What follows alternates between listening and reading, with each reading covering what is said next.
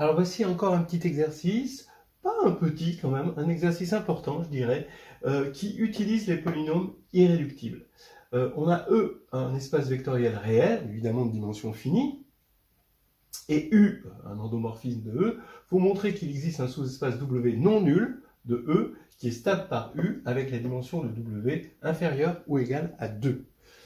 Voilà, alors on peut comprendre déjà que le 2 est lié au fait que c'est réel.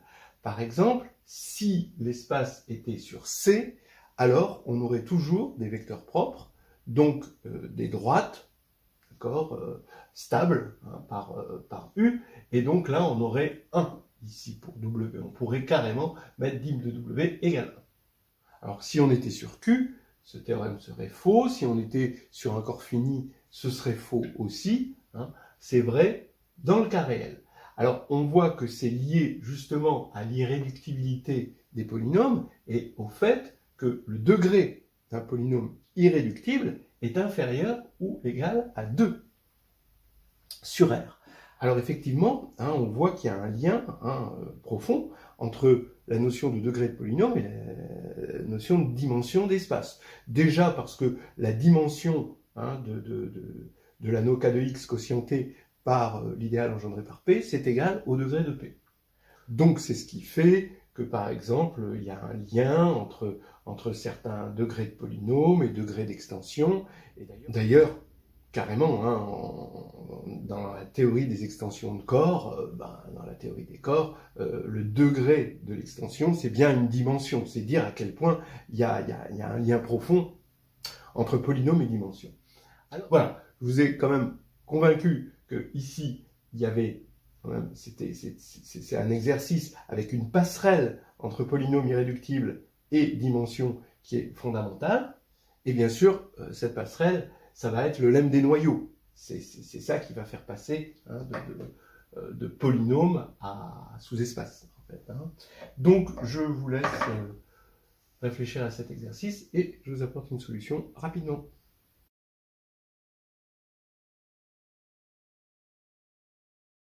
Alors allons-y pour la solution. Bon, on prend mu, le polynôme minimal de U, on est sur un espace réel, donc mu, il est dans R de X, et on peut le décomposer en irréductible sur R. D'accord ? Donc là, les PJ sont irréductibles, bon, unitaires, hein, tout est unitaire, sur R.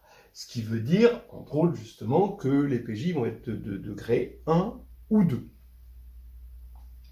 Alors, j'affirme que le déterminant de PI pour tout I, hein, là-dedans, de 1 à M, le déterminant de PI puissance KI, ça, appliqué à U, ça c'est un endomorphisme, son déterminant est nul. Pourquoi ? Parce que s'il était non nul, PI puissance pour un certain I, PI puissance KI de U serait inversible. Voilà. Et s'il est inversible, le fait que mu U de U est l'endomorphisme nul, ça implique que ce produit-là en U, c'est l'endomorphisme nul, évidemment. Mais bon, on développe là le U à l'intérieur, ici, et l'inversibilité ici fait qu'on peut simplifier. Et donc on aurait que le produit des J différents de I, hein, donc les J de 1 à M, mais différents de I, de PJ, KJ, de U, serait nul. Bon, mais ça, c'est absurde, parce que ce serait en contradiction avec la minimalité du polynôme minimal. Bon, donc non. Donc, on a ce déterminant qui est nul, ce qui fait que le déterminant de PI de U puissance KI, qui est égal au déterminant de PI de U puissance KI, donc je rentre le KI là-dedans, qui est égal au déterminant de PI puissance KI de U, parce que l'évaluation est un morphisme, hein, d'accord, quand vous faites P de U rond Q de U, ça fait PQ de U. Hein, ça, c'est bien connu. Donc, je peux passer le KI ici. Et donc ça, on vient de voir que c'était égal à 0. Donc, la puissance KI de ça, c'est nul. Donc, ça veut dire que le déterminant de PI de U est nul. Évidemment. Ce qui fait que le noyau de PI de U est différent de 0. Et je vais pouvoir trouver un X non nul là-dedans.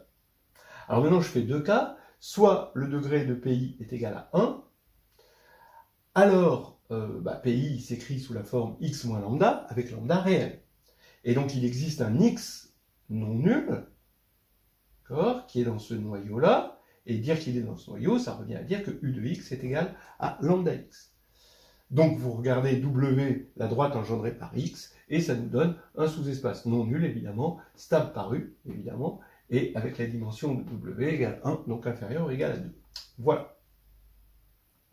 Si maintenant le degré de PI est égal à 2, alors, donc c'est le dernier cas, puisque là-dedans, on peut avoir que des polynômes soit de degré 1, soit de degré 2 avec discriminant strictement négatif. Alors, si je choisis un élément non nul dans le clair de PI de U, j'affirme que x, U de x est libre. Voilà. Alors, pourquoi c'est une partie libre? Parce que, comme x est non nul, si ce n'était pas une partie libre, alors ça voudrait dire que U de x serait égal à un certain lambda x, pour un lambda réel, évidemment, parce qu'on est dans un espace réel. Et quand je passe P de U là-dedans, ça ferait P de U de x, donc PI de U de x, donc là ça ferait 0, puisqu'on a pris x là-dedans. Donc 0 serait égal à P de lambda de x, comme x est non nul, ça ferait P de lambda égale 0. Bon, et ça, c'est pas possible, parce que P est de degré 2 irréductible, il ne peut pas avoir de racine réelle. Donc, x, U de x est forcément libre. Maintenant, je regarde W, le sous-espace de E, engendré par x et U de x, il est de dimension 2, et j'affirme qu'il est stable par U. Pourquoi? Parce que P, c'est un polynôme de degré 2, on va donc, et il annule U en x, donc ça fait U2 de x plus A U de x plus B, x égale 0, si le polynôme PI c'est x2 plus A, x plus B, voilà, et donc ça fait que quand on regarde dans cette base de W, U sur le premier vecteur de base s'écrit en fonction du second, évidemment, et U sur le second vecteur de base s'écrit en fonction du premier. Donc on voit bien que chaque élément de la base,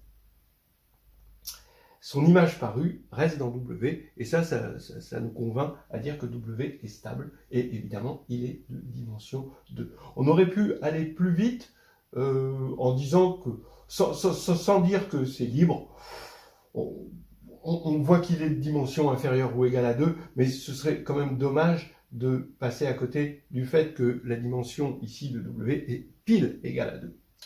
Voilà pour l'exercice. Là maintenant je vais rajouter des petits suppléments. Alors, des petits suppléments.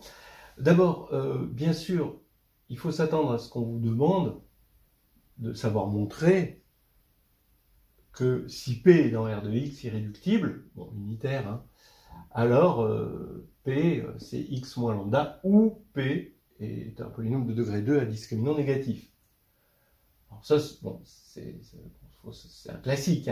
Soit P possède, donc on sait, on plonge P, on considère comme un polynôme dans C, et donc il va posséder des racines, parce qu'il n'est pas constant, puisqu'il est irréductible. S'il était constant, il serait nul ou inversible, donc là, il ne serait pas irréductible.